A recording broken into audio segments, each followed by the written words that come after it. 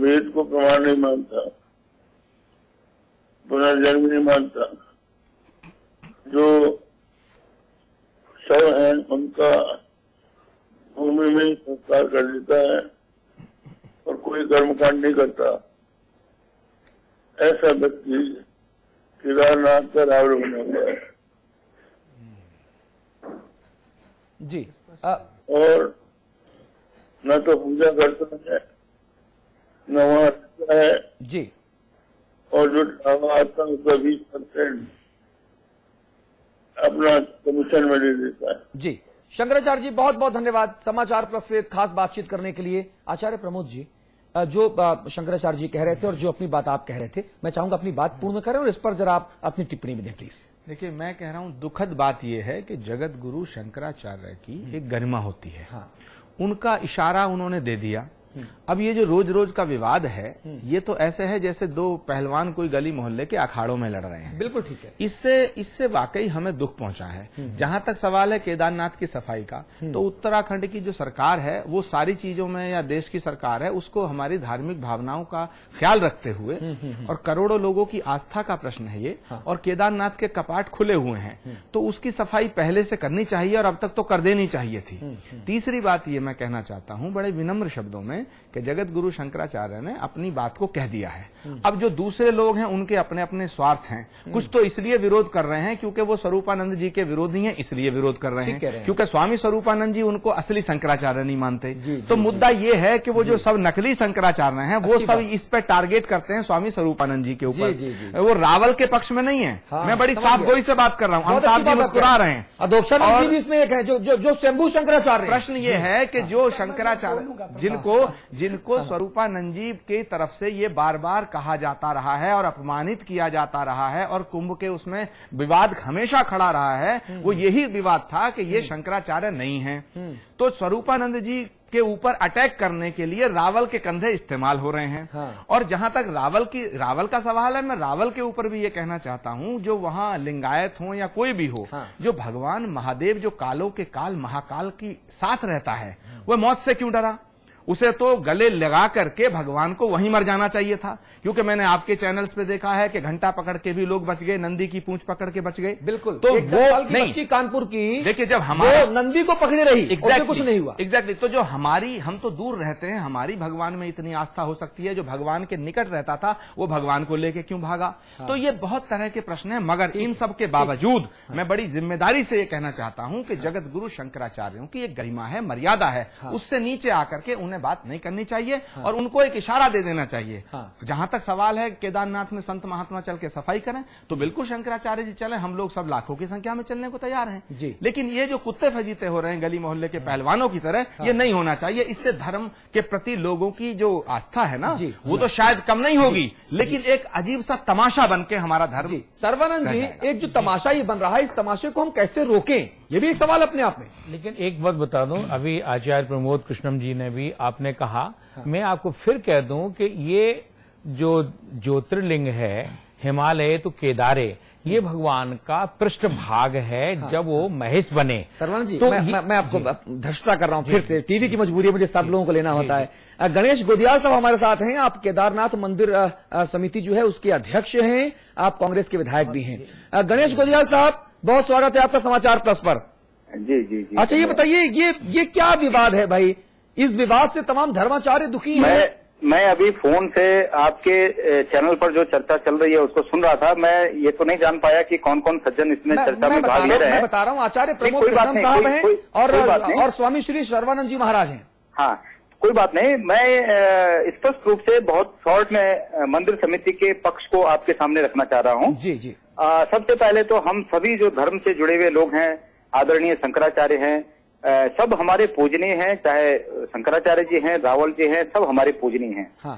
मैं इस विवाद में मंदिर समिति को नहीं डालना चाहता कि किसने अच्छा किया किसने खराब किया। मैं तो ये समझता हूँ कि सबने अच्छा किया और सब अच्छा करना चाह रहे हैं। हाँ। कौन पूजा कहाँ कर रहा है, आखिर जहाँ भी जो पूजा कर रहे हैं वो सब भगवान की ही पूजा कर रहे हैं। और ये देश काल परिस्थिति के हिसाब से जब आदमी को सही लगता है कि मैं सही कर रहा हूँ तो वो हो सकता है वो सही हो। अब जैसे अगर मेरी बात करें आप, मैं 22 तारीख को जब केदारनाथ जी पहुंचा तो जितनी भी हमसे हुआ, हमने वहां का रेत वगैरह बाहर निकालने के बाद, कुछ साफ सफाई करने के बाद मन में ये इच्छा हुई कि एक अगरबत्ती यहाँ जला दूं। हमने अगरबत्ती जलाई, तो वो विवाद का विषय हो सकता है, लेकिन हमारी आत्मा कहती है कि हमने जो किया सही किया। अब आगे की बात आपको बता रहा हूँ।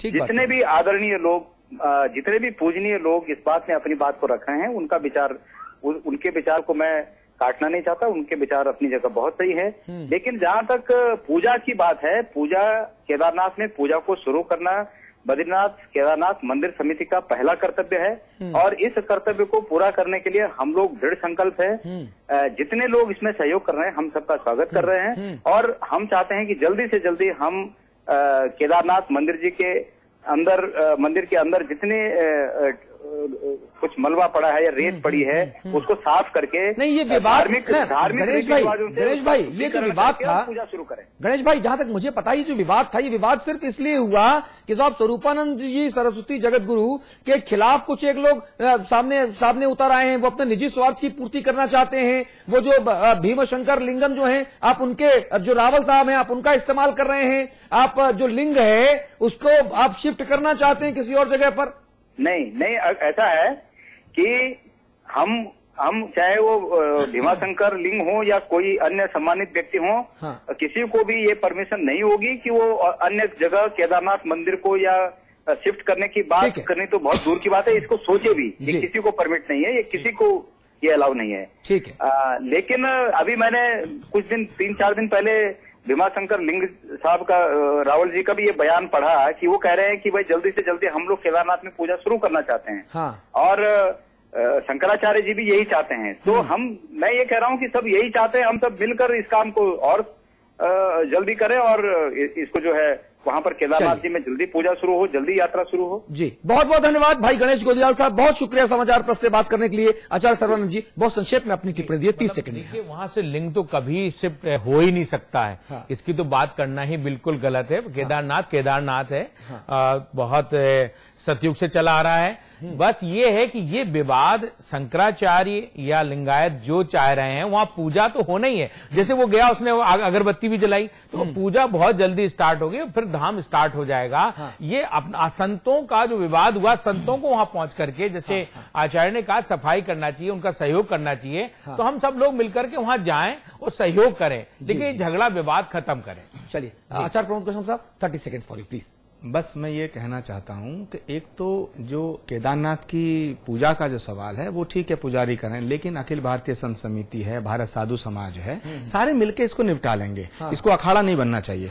दूसरा ये कि धारी देवी जो शिफ्ट की गई है, हम लोगों की ऐसी मानता है कि जब केदारनाथ भगवान की पूजा शुरू हो तो सरकार के द्वारा सब मिल करके धारी देवी को भी पुनर्स्थापना वहां करनी चाहिए, जिसकी वजह से ये तबाही आई है, ऐसी हमारी मानता है। मैं बिल्कुल अपने आप को संबद्ध करता हूं, और जो तमाम आस्था के जो चिन्ह हैं, वो किसी भी धर्म के हों, किसी भी मजहब के हों, उनको उसी मूल जगह पर रखा जाए। और इस देश में संविधान प्रदत्त जो अधिकार हमारा है, हमें अपनी आस्था के हिसाब से पूजा रचा और तमाम जो विधि विधान है उनको करने की इजाजत पूर्ण रूपेण होनी चाहिए। अंताब जी, संवाद की टिप्पणी प्लीज। देखिए, मैं बहुत हैरान हूं, यह विवाद विष्णु के रूप में पर होता तो मैं थोड़ा बहुत उससे अपने को जोड़ पाता।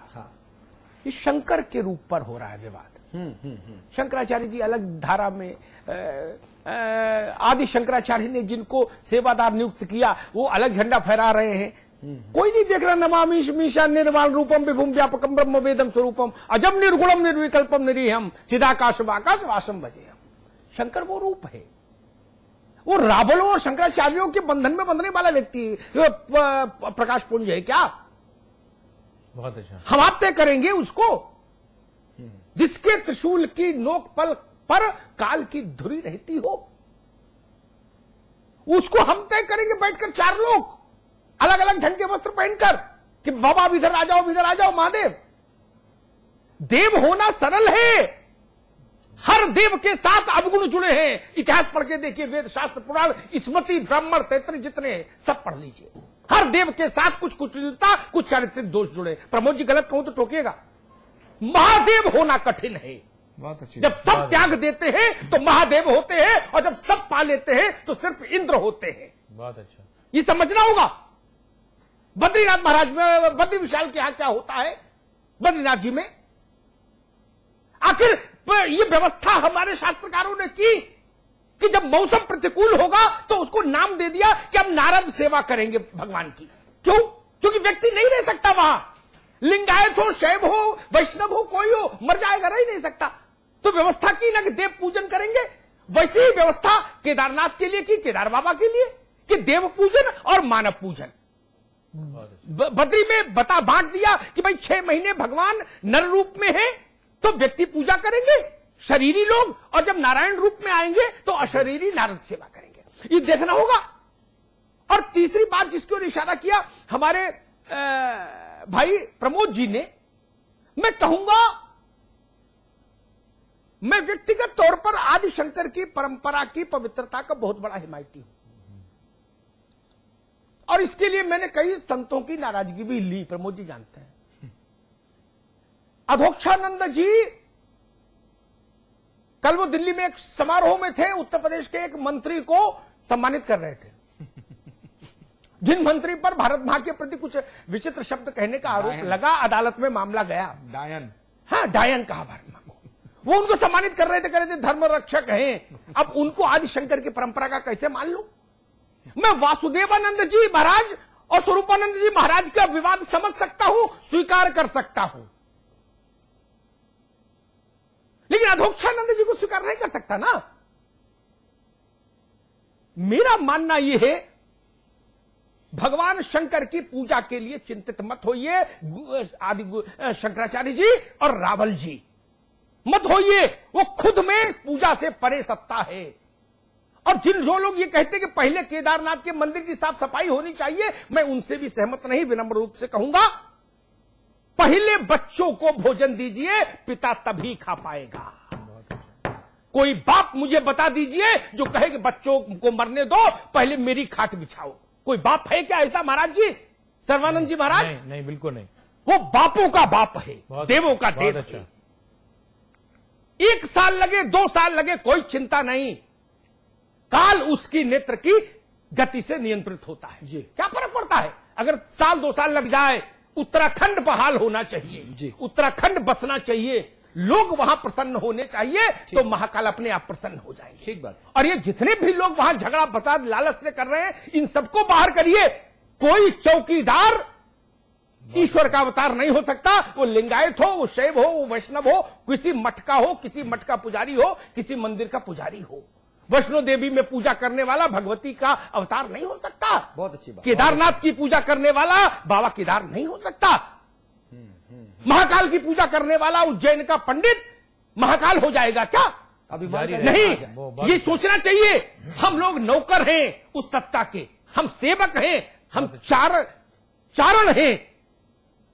और अगर जुगनुओं को सूरज होने का भ्रम हो जाए तो हिंदू धर्म फिर पतन की ओर जाएगा, इसको ध्यान रखिएगा। बहुत अच्छी बात आप कह रहे हैं, बहुत अच्छी बात आप कह रहे हैं आचार्य सर्वानंद जी, प्रमोद जी। आप सभी लोगों को मैं बहुत बहुत धन्यवाद देना चाहूंगा कि आज आप हमारे स्टूडियोज में आए, इतनी सारगर्भित चर्चा की। ये सत्य बात है कि इस तरह के छोटे छोटे झगड़ों से पूरे धर्म का एक जो प्रताप है ना, उस पे पैचेज आते हैं, धब्बा लगता है। ये नहीं होना चाहिए। और जब धर्म गुरु ये कहें, मैं आचार्य सर्वानंद जी से अपने आप को संबद्ध करता हूं कि वो जो उन्होंने बच्चों वाला उदाहरण दिया कि साहब जब माँ बाप लड़ते थे तो हम गुरुओं के पास जाते थे, अब जब गुरु लड़ रहे हैं तो बच्चे पूछते हम किसके पास जाएं। ये गुरुओं को समझना पड़ेगा, गुरु और गोरु में अंतर समझना पड़ेगा। जो गुरु हैं वो गुरु ही रहे तो बेहतर है, समाज के लिए भी, देश के लिए भी और धर्म के लिए भी। और गुरु जब गोरु हो जाएं तो फिर शायद ये दुर्भाग्यपूर्ण नहीं होगा। आप सभी का बहुत बहुत शुक्रिया, धन्यवाद, नमस्कार।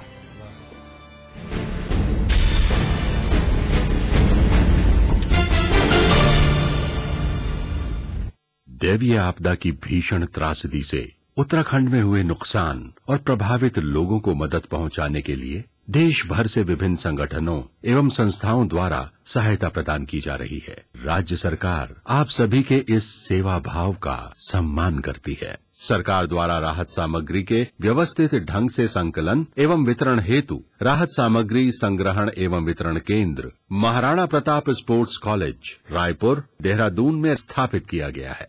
दैवीय आपदा में स्वेच्छा से मदद करने हेतु सहायता राशि चेक अथवा बैंक ड्राफ्ट के माध्यम से मुख्यमंत्री आपदा प्रबंधन राहत कोष उत्तराखंड के नाम से मुख्यमंत्री कार्यालय उत्तराखंड सचिवालय परिसर 4 सुभाष रोड देहरादून को प्रेषित कर सकते हैं। आप भारतीय स्टेट बैंक सचिवालय शाखा